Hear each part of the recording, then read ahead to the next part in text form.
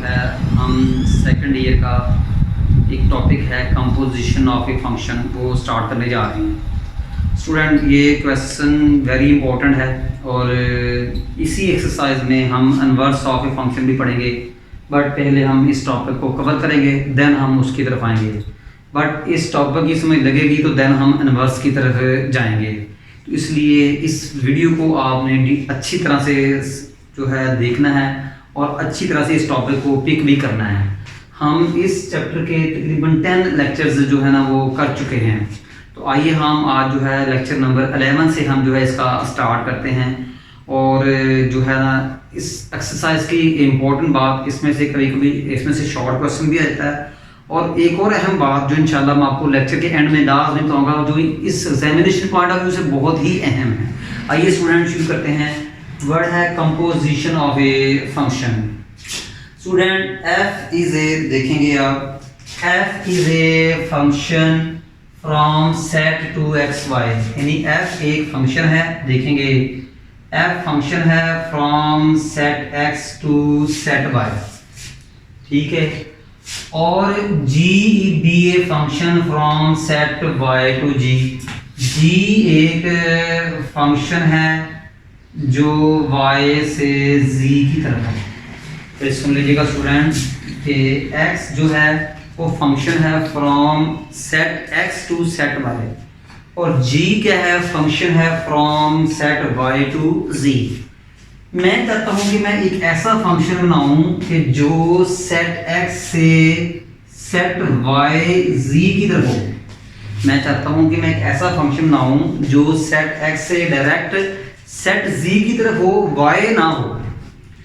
यानी ये देखा जाए कि f फंक्शन था x टू y, इसमें x फंक्शन x सेट और y सेट जो थे वो सेट f फंक्शन f ने कनेक्ट किए हुए थे। g फंक्शन था जिसने सेट y और सेट z को क्या था, मर्ज किया हुआ था।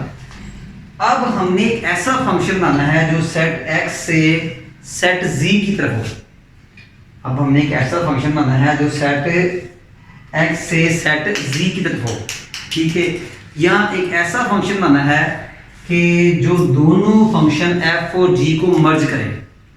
हमने एक ऐसा फंक्शन बनाना है जो सेट x से सेट z की तरफ हो, या हमने एक ऐसा फंक्शन बनाना है जो फंक्शन f और g को क्या करे, मर्ज करे, इकट्ठा करे। तो वो क्या है आपका स्टूडेंट कि g कंपोजिशन f, ये है g कंपोजिशन f। ये एक ऐसा फंक्शन है जो सेट x से सेट z की तरफ है, और ये सेट x से सेट z की तरफ ये फंक्शन है। ये g कंपोजिशन f एक ऐसा फंक्शन है जो सेट x से सेट z की तरफ है। और दिलचस्प बात, ये जो g कंपोजिशन f फंक्शन है, ये फंक्शन g और f को आपस में क्या कर रहा है, मर्ज कर रहा है। फंक्शन g और f को क्या कर रहा है, आपस में मर्ज कर रहा है। आइए स्टूडेंट देखते हैं कि f is a function from set x to y, वो मैंने लिख दिया। g be a function from set y to z, बेटा मैंने वो भी लिख दिया। The composition of f and g is a function denoted by g composition f, यानी कि क्या है, ये g कंपोजिशन f फंक्शन है सेट x से z की तरफ, सेट x से z की तरफ। और स्टूडेंट इज डिफाइंड बाय, इसको लिखते कैसे हैं, सुन लीजिएगा। g फंक्शन, सुन लीजिएगा, लिखते कैसे हैं स्टूडेंट कि g composition f over x। इसकी लिखना कैसे है, g equal to g into f of x। इसको बेटा कैसे लिखना है, g into f of x, या इसको आप ऐसे भी लिख सकते हैं, या इसको आप ऐसे भी लिख सकते हैं। x क्या है, वो तमाम एलिमेंट्स हैं जो सेट x में मौजूद हैं। x क्या है, वो तमाम एलिमेंट हैं जो f में मौजूद हैं। स्टूडेंट अगर लिखा हुआ f स्क्वायर x, तो इसका मतलब क्या होता है, f composition f over x। तो इसको कैसे लिखेंगे, f ऑफ f(x), क्या मतलब, फंक्शन f को ही फंक्शन f में मर्ज कर रहे हैं, फंक्शन f को ही फंक्शन f में क्या कर रहे हैं, मर्ज कर रहे हैं। अगर एफ ऑफ स्क्वायर एक्स हो, स्टूडेंट इसको ऐसे भी लिख सकते हैं, ठीक है, इसको ऐसे भी लिख सकते हैं एफ स्क्वायर एक्स। इसका मतलब क्या होता है कि एफ कंपोज, इसका मतलब F composition F over x, इसका मतलब क्या होता है कि एफ इंटू एफ एक्स।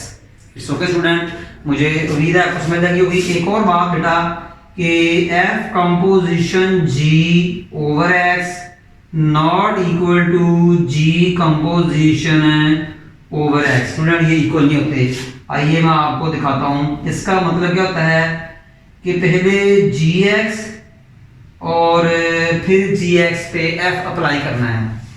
इसका मतलब क्या होता है कि पहले एफ एक्स और उसके ऊपर जी फंक्शन अप्लाई करना होता है, और टोटली फर्क है।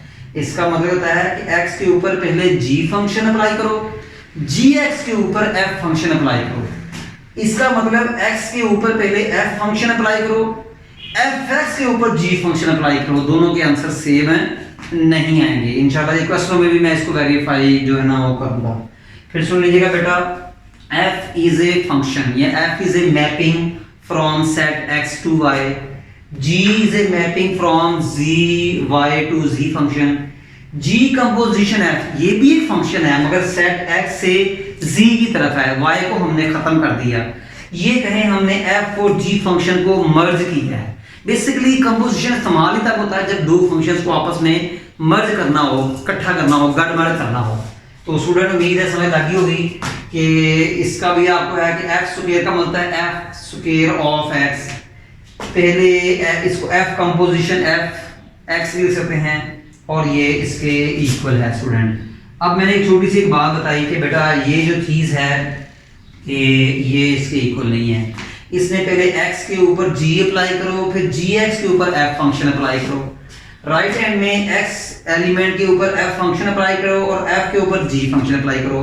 स्टूडेंट की मैं एक छोटी सी एग्जांपल दी है मैंने, देखें कि ये आपका x सेट है, ये आपका y सेट है, ये आपका z सेट है। ये जो बिग से सर्कल बनाए हैं ये फंक्शन को रिप्रेजेंट करते हैं। फंक्शन fx है 2x + 3, फंक्शन gx है जी x स्क्वायर है। इट्स ओके स्टूडेंट, और x का जो तल्लक है वो आपको पता ही सेट x से होगा। तो ये दो फंक्शन है बेटा, ये सेट x है। मैंने ये इसका मतलब है कि पहला है आपका, ये है आपका f फंक्शन, ये है आपका f फंक्शन, ये आपका g फंक्शन। f फंक्शन क्या होगा, x से y की तरफ, यानी x की वैल्यू यहां पुट कर दें, x की वैल्यू यहां पुट कर दें। देखिए 3 है, 3 यहां पुट कर दें, 3 × 3 + 9। तो ये जो है आपका f फंक्शन है। f function x to y का आंसर क्या होगा जी, 9 हो गया। ये जो 9 है f function from x to y। फिर ये जो g फंक्शन है स्टूडेंट, ये जो है वो क्या है, function set y to function जो है वो z है। यहां भी आप कोई एलिमेंट ले लें, फॉर एग्जाम्पल 3 ही ले लें, 3 को यहां पुट करें तो स्टूडेंट देख लें कि ये भी आपका 9 आ रहा है। g फंक्शन क्या है, g का कोई एलिमेंट ले लें, 3 ले लें, उसको इसमें z में पुट करें तो that will be function of g from set y to z। तो g का कोई एलिमेंट सपोज करें 3 लेने, मैंने 3 लिया तो मैंने यहाँ 3 पुट कर दिया तो देखिए 9 आया, तो 9 आया। तो मैं रिपीट करता हूँ स्टूडेंट डायग्राम की मदद से, ठीक है, कि f is a function from set x to y। f function का कोई एलिमेंट मैंने 3 ले लिया, आप वो ले सकते हैं, इसको 3 को यहाँ पुट किया, 3 × 2 = 6, 6 + 3 9, तो ये 9 आया, ठीक है। फिर g फंक्शन है फ्रॉम y to z, मैंने फिर 3 ले लिया मगर 3 एलिमेंट है y का। आप 3 की जगह कोई और भी एलिमेंट ले सकते हैं, इसमें कोई मसला नहीं है। तो मैंने क्या किया, 3 ले लिया, 3 जो है y, जो g है फंक्शन है y to z, तो मैंने एक एलिमेंट y का लिया 3, उसको z फंक्शन में पुट किया, तो देखें ये आपका 9 आ गया।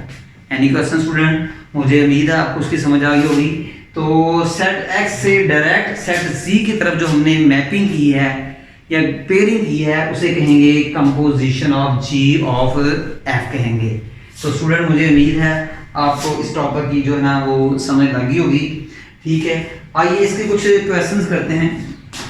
2x प्लस 1, 2x प्लस 1 और gx फंक्शन क्या है स्टूडेंट आपका जी? वो है x स्क्वायर माइनस 1, ये आपका दूसरा फंक्शन है। आइए स्टूडेंट इसमें आपने फाइंड क्या करना है जी? इसमें आपने पार्ट नंबर 1 ये देखे हैं कि आपने फाइंड करना है f composition g over x, ये फाइंड करना है स्टूडेंट। पेज 12 पे जाएंगे ना तो एग्जांपल आपको नजर आई होगी। ठीक है, इस एग्जांपल में से भी शॉर्ट क्वेश्चन आए हुए हैं। ठीक है स्टूडेंट, हम f कंपोजिशन g है स्टूडेंट, हम इसको ऐसे लिख सकते हैं f composition g over x, ऐसे लिख सकते हैं। तो f स्टूडेंट इसको हम ऐसे लिख सकते हैं f of gx, f of gx हम लिख सकते हैं। देखिए मैंने gx लिख दिया, ये भी आपने पढ़ा। अब स्टूडेंट मुझे बताएं कि आपका gx किसके इक्वल है? x स्क्वायर माइनस 1 के। तो आप क्या करें, gx की जगह x स्क्वायर माइनस 1 पुट कर दें, तो ये x square minus 1। Student f of 2 का मतलब क्या होता है? फॉर एग्जांपल ये आपका fx क्या है? 3x। तो f ऑफ 2 का मतलब क्या होता है? जहां जहां x है वहां 2 पुट कर दो। स्टूडेंट f ऑफ 2 का मतलब क्या होता है? फंक्शन f की वैल्यू 2 पे मालूम करनी। तो आसान तरीका क्या था? जहां जहां x वहां 2 पुट कर दें। स्टूडेंट सुन लीजिएगा, fx is equal to 3x है। मैं कहता हूं जी f ऑफ 2 मालूम करें, क्या मतलब है? Find the value of function f at 2। तो बेटा जहां जहां x है फंक्शन f में x की जगह 2 पुट कर दें। अल्लाह खैर सदा। इट्स ओके स्टूडेंट, उम्मीद है समझ लगी होगी। अब f of x square minus 1 का मतलब क्या है कि फंक्शन f में जहां आपका x है, जहां आपका x है वहां x स्क्वायर माइनस 1 पुट कर दें। देखें पहले फंक्शन f लिखें, ये देखें मैंने फंक्शन f लिख दिया। अब f फंक्शन में आपने x की जगह ये पुट करना है। पहले फंक्शन f लिखें फिर x की जगह ये पुट करें। वो क्या है बेटा आपका जी? x square minus 1। उम्मीद है समझ आ गई होगी। पहले मैंने f फंक्शन लिखा फिर x की जगह ये पुट किया, इसको बाद इसको सिंपलीफाई कर दें तो ये क्या आएगा जी? 2x square minus 2 plus 1, 2x square minus 2 plus 1 minus 1। Okay student समझ लगी होगी। इसके बाद पार्ट 2 है जी g हम ऑफ x, ये पार्ट नंबर आपका जी 2 है। स्टूडेंट ये देखें, इसको g composition f over x लिखें, कंपोजिशन की डेफिनेशन है। फिर स्टूडेंट g ऑफ fx लिख दें। अब बताएं मुझे x पे पहले f फंक्शन अप्लाई करना है, fx पे g फंक्शन अप्लाई करना है। तो स्टूडेंट ये g, अब fx किसके इक्वल है वो देखें, 2x प्लस 1। देखें स्टूडेंट fx किसके इक्वल है? 2x plus 1। अब आपने फंक्शन g की वैल्यू मालूम करनी है 2x प्लस 1। क्या मतलब? फंक्शन g लिखें पहले, वो देखें फंक्शन g लिखें, लिख लिया।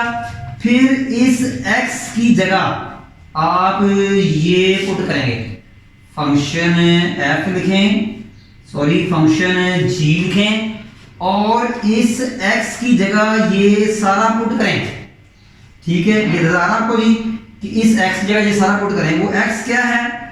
2x प्लस 1 और उसका स्क्वायर, 2x प्लस 1 और इसका स्क्वायर, इसका स्क्वायर ओपन करें 4x square plus 4x plus 1 और ये माइनस 1। तो स्टूडेंट ये क्या है? 4x square plus 4x। Part number 1 और 2 को देखें, f कंपोजिशन g का आंसर और g कंपोजिशन f का आंसर दोनों सेम नहीं आए। पार्ट नंबर 1 को देखें, एफ कंपोजिशन जी का answer not equal to G composition F का आंसर।